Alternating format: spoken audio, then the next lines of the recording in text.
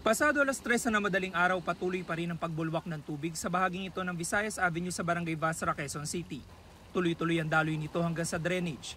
Diretso rin ang tubig sa compound na may magkakatabing bahay, kaya nagdulot ng kaunting pagbaha.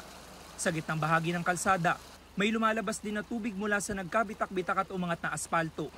Ayon sa mga taga-barangay, bandang alas 11:20 kagabi, nang mapansin ng mga residente ang pagbulwak ng tubig.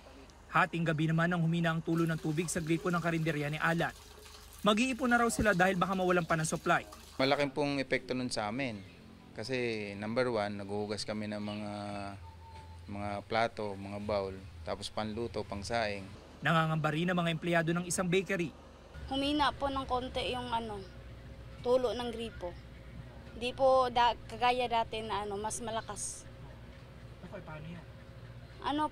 Pag ganun po, iimbak na lang po kami ng tubig para po paggawa ng tinapay di kami mahirapan. Nakipag-ugnayan ng mga taga-barangay sa water concessionaire na nakakasakop sa lugar.